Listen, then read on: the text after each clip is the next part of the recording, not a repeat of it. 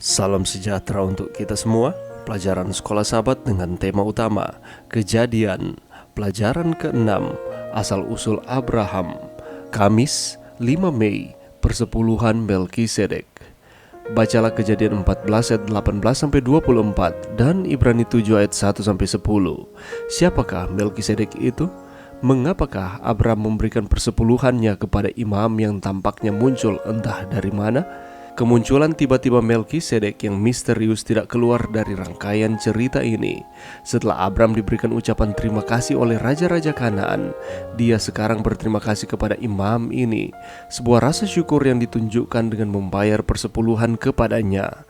Melkisedek berasal dari kota Salem yang berarti damai, sebuah pesan yang tepat setelah kekacauan perang. Komponen sedek atau keadilan dalam nama Melkisedek muncul kontras dengan nama Raja Sodom Bera atau dalam kejahatan, dan Gomora Birsa atau dalam kekejian. Mungkin nama keluarga yang mewakili mereka.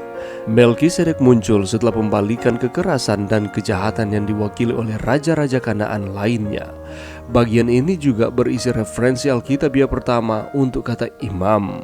Asosiasi Melkisedek dengan Allah yang maha tinggi yang disebut Abraham sebagai Tuhannya sendiri, dengan jelas menunjukkan bahwa Abraham melihatnya sebagai imam dan Tuhan yang dilayani Abraham. Namun, Melkisedek tidak boleh diidentifikasikan dengan Kristus. Dia adalah perwakilan Allah di antara orang-orang pada zaman itu. Di SDA Bible Commentary Jilid 1 halaman 1092-1093. Melkisedek memang memimpin sebagai seorang imam. Dia menyajikan roti dan anggur, sebuah asosiasi yang sering menyiratkan penggunaan jus anggur yang baru diperas, yang muncul kembali dalam konteks pemberian persepuluhan. Selain itu, dia memberkati Abraham. Abraham sementara itu memberikan kepadanya 1/10 dari semuanya sebagai respons kepada Allah, pencipta langit dan bumi. Judul ini menyinggung pendahuluan dari kisah penciptaan, di mana frase langit dan bumi berarti totalitas atau keseluruhan. Dengan demikian, persepuluhan dipahami sebagai ungkapan rasa syukur kepada Sang Pencipta yang memiliki segalanya. Paradoksnya, persepuluhan dipahami oleh penyembah bukan sebagai pemberian kepada Tuhan, tetapi sebagai hadiah dari Tuhan karena Tuhan memberi kita segalanya. Mengapakah tindakan mengembalikan persepuluhan merupakan indikator iman yang kuat serta tindakan membangun iman yang hebat? Pelajaran yang bisa kita dapatkan pada saat ini.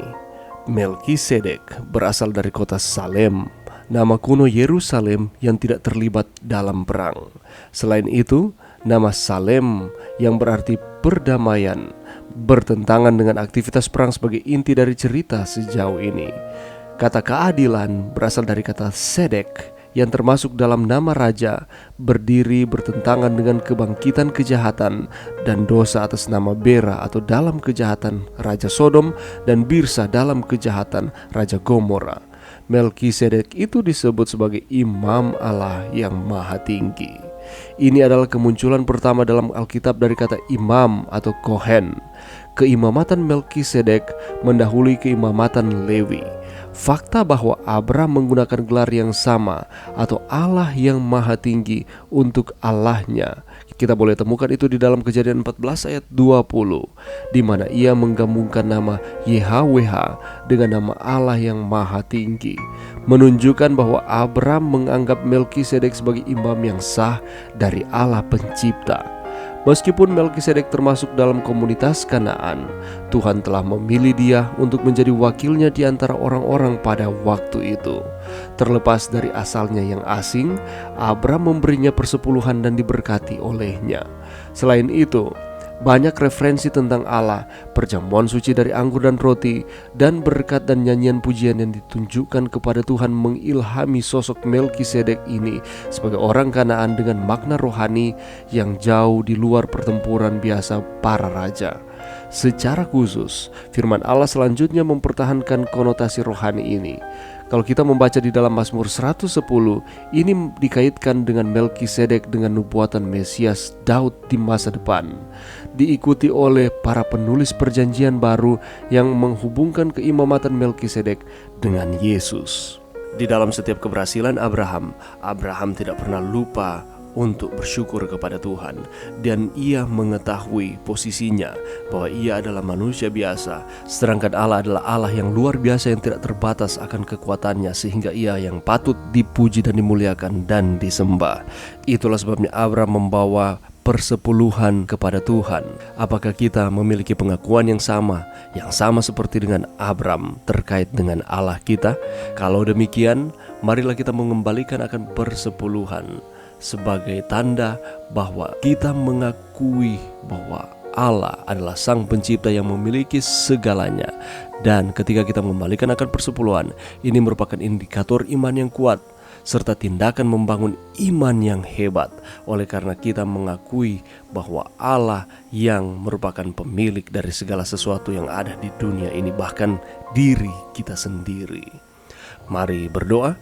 Terima kasih Tuhan atas firman-Mu pada saat ini. Ketika kami belajar dari pengalaman Abraham, ia mengakui bahwa Allah yang memiliki segala sesuatu, sehingga ia mengembalikan persepuluhan yang merupakan milik Tuhan. Demikian pula dengan kami. Bantu kami Tuhan, untuk kami dapat mengakui Tuhan sebagai pemilik dari segala sesuatu.